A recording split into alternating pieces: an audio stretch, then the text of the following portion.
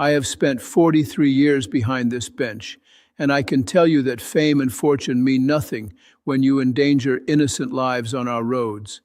The law does not care if your father won an Oscar or if you have 1 million followers on Instagram. Want to know what really happened when Hollywood royalty walked into my courtroom thinking the rules did not apply to him? Stick around because this case made headlines across the country and changed how we think about celebrity justice. It was a Friday night, November 3rd at 11:47 p.m. when Officer Daniel Martinez, badge number 2894, pulled over a black Porsche 911 Turbo S doing 73 miles per hour in a 35-mile-per-hour residential zone on Hope Street. The car was weaving between lanes, nearly clipping a parked Honda Civic, and ran through a red light at the intersection of Hope and Angel.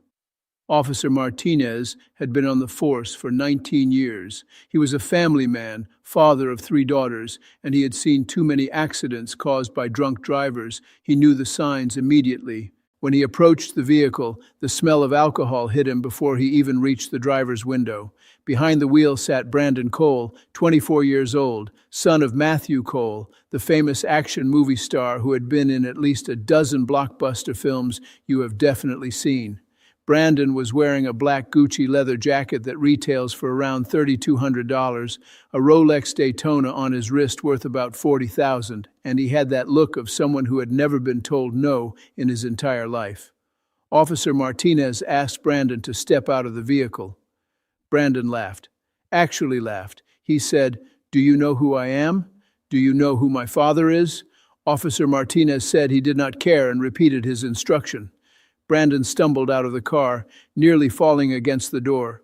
His eyes were bloodshot. His speech was slurred. All right, guys, buckle up, because today we're diving into a case that proves fame and money mean nothing when lives are put at risk. A seasoned judge sets the tone immediately, making it clear that celebrity status won't bend the law. What begins as a routine traffic stop quickly spirals into a nationwide headline, challenging the idea that Hollywood royalty plays by different rules. He reeked of expensive vodka, the kind that comes in crystal bottles and costs $300. The field sobriety test was a disaster. Brandon could not walk a straight line. He could not stand on one foot for more than 2 seconds. He refused the breathalyzer at first, saying, "This is ridiculous. I am calling my lawyer." Officer Martinez explained that refusing the breathalyzer would result in automatic license suspension. Brandon finally agreed, but he was furious about it, cursing the entire time. The breathalyzer read .16, twice the legal limit of .08. This was not a case of one drink too many. This was serious intoxication. But Officer Martinez was about to discover something that made this case so much worse. When he asked Brandon where he was coming from, Brandon said he had been at a party at some club downtown. Officer Martinez asked if there was anyone else in the vehicle earlier. Brandon got quiet. Too quiet. Officer Martinez checked the passenger seat. There were 2 empty vodka bottles on the floor, a woman's purse. And then he checked the back seat. A child's car seat. An empty child's car seat with Cookie Monster on it, sized for a toddler maybe 2 or 3 years old. Officer Martinez felt his blood run cold. He asked Brandon if he had been driving with a child in the car. Brandon said, "What? No, that is not mine. That is my girlfriend's kid's seat. It is just in there." But Officer Martinez was not convinced. He called for backup and requested surveillance footage from the area. Within an hour, they had video from a gas station 3 blocks from where Brandon was pulled over. The time. From an outside perspective, this section lays out the traffic stop itself. A speeding Porsche weaves through a quiet neighborhood, barely missing parked cars and blowing a red light. The officer's experience kicks in instantly as he notices clear signs of intoxication. The driver's dismissive attitude contrasts sharply with the danger he created on residential streets. Stamp read 11:22 p.m. The video showed Brandon's Porsche pulling in. Brandon got out, stumbled to the convenience store, bought cigarettes, and clear as day in the back seat through the window, you could see a small child asleep in that car seat. A little boy, maybe 3 years old, completely unaware that the man driving him was drunk out of his mind. Officer Martinez obtained the child's information. His name was Noah. He was the 3-year-old son of Brandon's girlfriend, Ashley Martinez, a single mother who worked 2 jobs as a waitress to support her son. Ashley had trusted Brandon to pick up Noah from her mother's house and bring him home while she worked the late shift. She had no idea Brandon had been drinking. She had no idea he would put her son's life in danger like that. When officers contacted Ashley at 2:13 a.m. and told her what happened, she broke down crying at the restaurant where she worked. Here, the situation escalates when evidence inside the car is revealed. Empty vodka bottles, a woman's purse, and most chilling of all, a child's car seat. Surveillance footage soon confirms the unthinkable: a toddler asleep in the back while the driver was drunk. This discovery transforms a DUI into a case of child endangerment. The charges were filed on November 5th. Driving under the influence with a blood alcohol level of 0.16, reckless driving, excessive speed in a residential zone, and the most serious charge, child endangerment. Case number 26-1103. Brandon Cole was ordered to appear in Providence Municipal Court on November 20th at 10 a.m. That is where I came in. Now, before I tell you what happened in that courtroom, let me ask you something. If you believe that endangering a child's life while drunk should have serious consequences no matter who your daddy is, hit that like button right now, because what unfolded in my courtroom that day will restore your faith that justice still exists. Brandon walked into my courtroom at 10:07 a.m., 7 minutes late. He strolled in like he was walking into a coffee shop. No sense of urgency, no respect for the court's time. He wore a white Balenciaga hoodie that probably cost $800, ripped designer jeans, and limited edition Nike sneakers that resale for over $1,000. His attorney... This portion shifts to the aftermath. Officers identify the child and notify his mother, who trusted the wrong person with her son's safety. Formal charges are filed, and the case is scheduled for court. What seemed like reckless behavior now carries serious legal consequences that no last name can erase. Attorney was Gregory Hoffman, one of those expensive Los Angeles lawyers who fly across the country to defend celebrities. The kind of lawyer who charges $1,000 an hour and has gotten more than one famous person out of serious trouble. Ashley Martinez sat in the gallery with her mother and her son, Noah. The little boy was playing quietly with a toy truck, completely unaware that he had almost died 3 weeks ago. Ashley looked exhausted. She worked nights at 2 different restaurants to pay rent and save for Noah's future. Her mother, Carmen, was 71 years old and watched Noah whenever Ashley worked because daycare was too expensive. These were good people, hard-working people, people who trusted the wrong person with their most precious gift. I read the charges aloud. I asked Brandon how he pleaded. His attorney answered for him. Not guilty, Your Honor. We believe there are significant issues with the traffic stop and the administration of the field sobriety test. We will be filing motions to suppress the evidence. That is lawyer speak, for we are going to fight this on technicalities instead of dealing with what actually happened. I asked Brandon directly if he had anything to say. He looked at his lawyer, who nodded. In court, the defendant arrives late and casual, flanked by an expensive attorney. Meanwhile, the child and his exhausted mother sit quietly in the gallery. The contrast is stark: privilege on one side, everyday struggle on the other. The courtroom atmosphere makes it clear this case is about far more than a traffic violation. Brandon said, Your Honor, this whole thing is blown out of proportion. I had a couple drinks, sure, but I was fine to drive. The speed limit signs on that street are confusing, and the kid was totally safe. I have been driving since I was 16. I know what I am doing. The kid was totally safe. Those words hung in the air like smoke. I asked him if he understood that his blood alcohol level was twice the legal limit. He shrugged, actually shrugged in my courtroom. He said, Those breathalyzers are not always accurate. I have read about it. Plus, I have a high tolerance. The defense leans on technicalities, downplaying responsibility. When the defendant speaks, he minimizes the danger and questions the accuracy of evidence. As a neutral observer, it's obvious these statements only deepen the tension. The court listens, but patience is already wearing thin. Not even that drunk. I asked Officer Martinez to present his evidence. He showed the dash cam footage from the traffic stop. You could see Brandon stumbling, slurring his words, unable to follow simple instructions. He showed the breathalyzer results, certified and documented properly. He showed the gas station surveillance video with Noah asleep in the back seat at 11:22 p.m., just 25 minutes before Brandon was pulled over, going 73 in a 35. The courtroom was silent watching that footage. You could see this innocent child, buckled into his car seat, his head tilted to the side in sleep, completely vulnerable, while a drunk driver navigated city streets at dangerous speeds. Ashley was crying. Her mother had her arm around her. Noah was still playing with his truck, unaware. Brandon watched the video with no emotion on his face. When it ended, he whispered something to his attorney and actually smiled. Smiled, like this was all just an inconvenience, not a serious crime. His attorney objected to the video on technical grounds, said it violated his client's privacy. I overruled the objection. Video evidence takes center stage. Dashcam footage, breathalyzer results, and gas station surveillance leave no room for doubt. The courtroom falls silent watching a child sleep peacefully, while chaos unfolds around him. The emotional impact is undeniable, and the defendant's lack of visible concern is impossible to ignore. Privacy does not exist when you commit a crime in public. If you are still watching this, you understand that some cases are bigger than just the law. They are about right and wrong.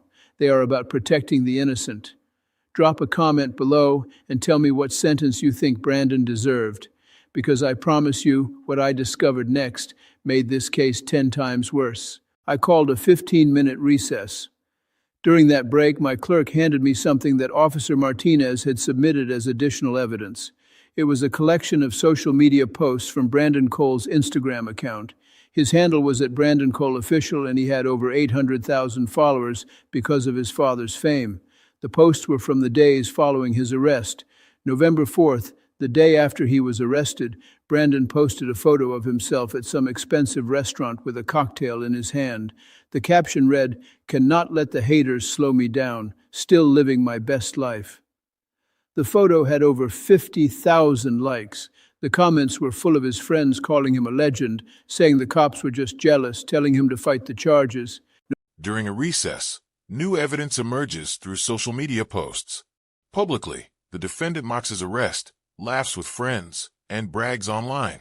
From an observer's view, this behavior reveals arrogance and zero remorse, painting a picture far more damaging than any legal argument. November 7th, he posted a video on his Instagram story that someone had screen recorded and sent to Officer Martinez. In the video, Brandon was at a house party, clearly drunk again, telling the story of his arrest like it was a comedy routine. He said, "So this cop pulls me over right, and he is like trying to act all tough, asking me to walk in a straight line. I am like, bro, I am wearing $600 shoes. I am not walking on your dirty road." He got so mad. Brandon and his friends were laughing hysterically. He was making fun of Officer Martinez, making fun of the legal system, treating the whole thing like a joke. But the worst post was from November 10th. Brandon shared a meme on his story that mocked single mothers. The meme said something cruel about women who have kids they cannot afford and expect other people to help. Below it, Brandon had written, "Some people need to take responsibility for their choices instead of blaming others." This was posted just 1 week after he endangered Ashley's son. The court confronts the defendant about those posts. Excuses follow, blaming entertainment and forgetfulness. The mother's reaction in the gallery says more than words ever could. This moment underscores the human cost behind reckless choices and public mockery. Noah's life at risk, and he was mocking the child's mother on social media. There was more. Someone sent Officer Martinez screenshots of Brandon's Twitter account. On November 6th, Brandon tweeted, "The legal system in this country is a joke. If you have money, you can do whatever you want, and if you do not, you are screwed. Glad I am on the right side of that equation." He was literally admitting that he believed his wealth would get him out of trouble, that he thought justice was for sale. When we returned from recess, I asked Brandon about these posts. His attorney objected immediately, said social media was not relevant to the traffic case. I explained that these posts showed his state of mind, his lack of remorse, his continued disregard for the law and for the safety of others. The attorney kept objecting, but I overruled him every time. I asked Brandon directly, "Did you post a video mocking the arresting officer and laughing about driving drunk?" He looked at his lawyer. The lawyer whispered something. Brandon said, "Your Honor, that was just like for entertainment. My followers expect that kind of content from me. I was not being serious." Not being serious. He endangered a child's life and then made jokes about it for Instagram followers. I asked him about the meme mocking single mothers. He said, "Your Honor, I share a lot of stuff on social media. I do not remember every single thing I post. It was just a meme. Everyone shares memes." I looked at Ashley. She was staring at Brandon with an expression I have seen too many times in my courtroom: betrayal, hurt, disgust. This was someone she had trusted with her son, someone she thought cared about Noah, and he had not only put Noah in danger, but then mocked her publicly to hundreds of thousands of people. I asked Brandon if he had apologized to Ashley. He said no. I asked if he had checked on Noah after the arrest. The tension spikes when the defendant's famous father enters the courtroom. His presence shifts the room instantly. Attempts to speak privately and references to money suggest influence, not accountability. As an observer, it's clear this entitlement didn't appear overnight. It was learned. To make sure the child was okay after the traumatic experience. He said no. I asked if he felt any remorse at all for what he had done. He said, "Your Honor, I think this whole thing is overblown. The kid is fine. Nothing actually happened. This is just bad luck that I got pulled over." Bad luck. A 3-year-old child in a car with a drunk driver going 73 miles per hour is not bad luck. It is criminal negligence. It is child endangerment. It is a miracle that nothing worse happened. But Brandon Cole could not see that because he had never faced consequences for anything in his entire privileged life. Here is where it gets interesting, and I need you to stay with me because what happened next is the reason this case went viral. But first, smash that subscribe button if you believe that rich kids need to face the same justice as everyone else. My clerk informed me that we had someone at the courtroom door requesting entry. I asked who it was. She said Matthew Cole, the actor, Brandon's father. I allowed him to enter. The courtroom doors opened and in walked one of the most recognizable faces in Hollywood. Matthew Cole had starred in action movies for 30 years. He was worth an estimated $200 million. He walked in wearing a simple black suit, no tie, and sunglasses, even though we were indoors. The entire courtroom turned to look at him. People pulled out their phones. My bailiff immediately told everyone to put their phones away. Matthew Cole approached the bench without being invited. I told him to stop. He kept walking. I raised my voice. "Sir, stop right there, or you will be removed from this courtroom." He finally stopped, looked surprised that someone had spoken to him that way. He said, "Your Honor, I am Matthew Cole. I am here about my son. I would like to speak with you privately about—" New records reveal this isn't a first offense. Prior arrests, ignored programs, and whispered cover-ups expose a troubling pattern. When the father lashes out, accusing the court of bias, the moment crystallizes the central conflict: privilege versus the rule of law. Resolving this matter. Code for let me pay whatever fine and make this go away. I told him to take a seat in the gallery. He said, "Your Honor, I think you misunderstand. I am prepared to make a very generous contribution to the court system to ensure this situation is handled appropriately." Did he just try to bribe me? In open court? In front of dozens of witnesses? I asked him to repeat what he just said. He seemed to realize his mistake. He backtracked, said he meant a donation to a charity or police fund, not a bribe. But the damage was done. He had shown exactly where Brandon learned his entitled attitude, from a father who thought money solved everything. I told Matthew Cole that he could sit down and watch the proceedings, or he could leave. But he would not be speaking privately with me, and his money was not relevant to this case. He stood there for a moment, not used to being told no, then finally sat down next to Brandon's attorney. Brandon turned around and smiled at his father like everything was fixed now that Daddy was here. But I was not done. I had requested something during the recess that had just arrived. The Rhode Island State Police had sent over a report about Brandon Cole that was very interesting. Turns out this was not his first drunk driving incident. He had been arrested in California The courtroom reaches a boiling point. Disrespect continues until the judge responds decisively, holding the father in contempt. From the outside, this is the turning point where power dynamics collapse and authority is firmly reclaimed by the court. months earlier for DUI. The charges were dismissed after his father's attorney worked some kind of deal. Brandon had been ordered to attend alcohol education classes as part of a diversion program. He never attended a single class, violated the terms of his agreement, but nothing happened because his father made more calls and got it swept away. There was more. The Rhode Island State Police had been watching Brandon for other reasons. He was suspected of providing alcohol to minors at parties he hosted at his father's vacation house in Newport. Case file number 26-0418.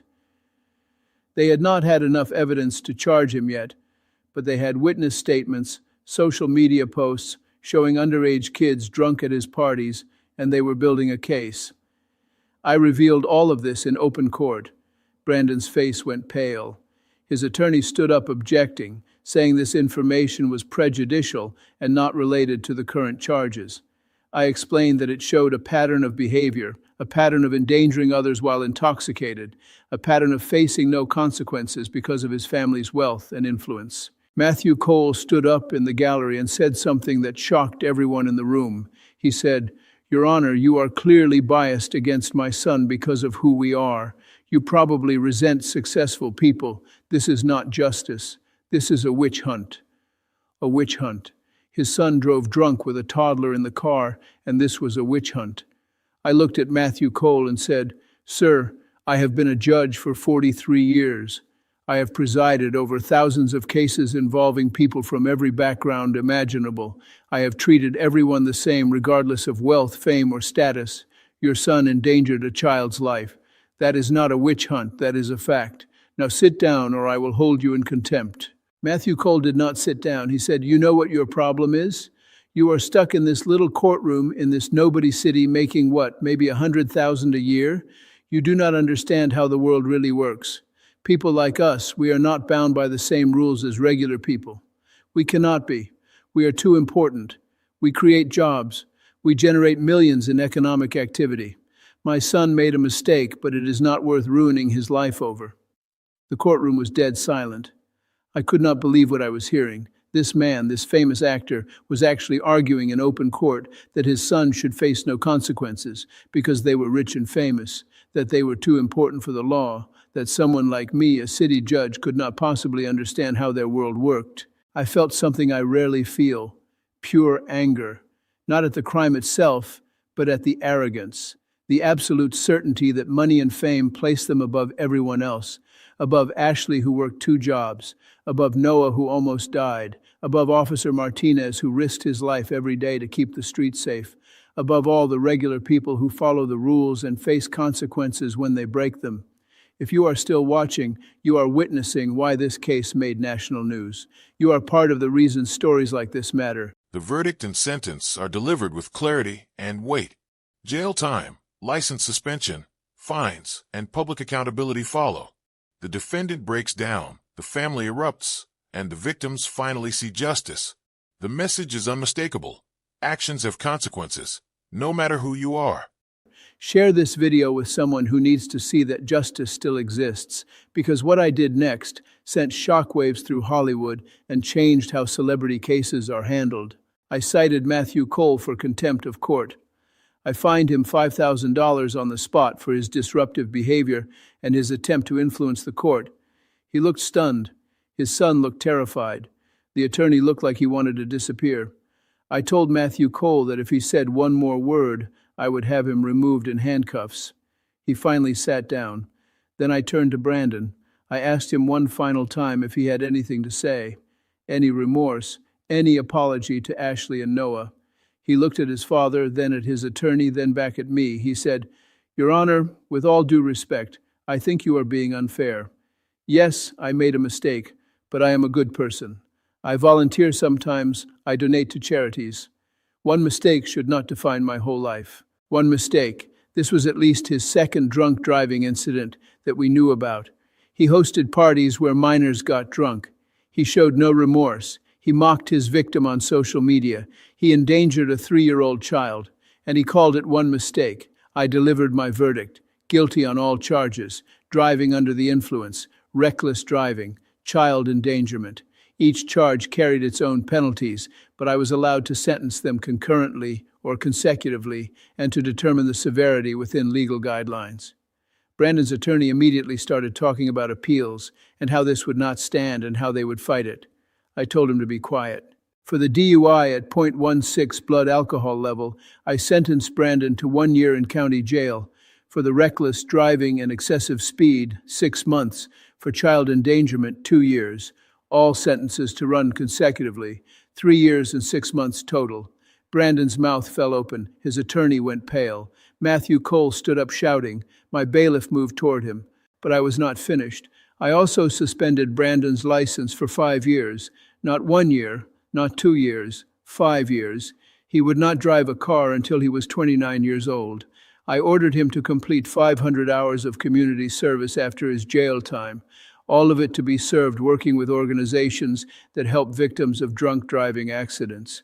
I ordered him to pay $15,000 in fines, and I ordered him to make a public video apology to Ashley Martinez and her son, to Officer Martinez, and to the community, to be posted on all his social media accounts and to remain posted for a minimum of 1 year. The courtroom erupted. People were talking all at once. Brandon started crying, actual tears running down his face. Matthew Cole was yelling that this was outrageous, that he would have my job, that he knew the governor. His attorney was trying to calm him down. Ashley was crying too, but her tears were different. Relief, vindication, justice. I banged my gavel and demanded order. I looked at Brandon and said, "You could have killed that child. You could have killed yourself. You could have killed an innocent family driving home that night. Your blood alcohol level was .16. You were going 73 in a 35. You had a 3-year-old child in your back seat. And after all that, you laughed about it. You mocked the people you hurt. You showed zero remorse. You hid behind your father's money and fame thinking that made you special. It does not. In this courtroom, you are just another drunk driver who endangered an innocent child, and you will face the full consequences of that choice." Brandon was led away by court officers. He looked back at his father with panic in his eyes. Matthew Cole tried to follow but was stopped. He turned to me and said one last thing. "You just made a very powerful enemy. You have no idea what you have done." I told him I knew exactly what I had done. I had protected a child. I had held a criminal accountable. I had done my job. The story hit the news within hours. By that evening, it was the top story on every entertainment news show.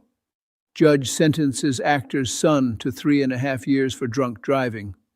The video of Matthew Cole trying to bribe me. In the aftermath, the case ripples nationwide. Appeals fail, public opinion speaks, and lives change on all sides. Accountability sparks growth. Support pours in for the victim's family, and the principle stands reinforced. Like the video, subscribe to the channel, and we'll see you in the next video.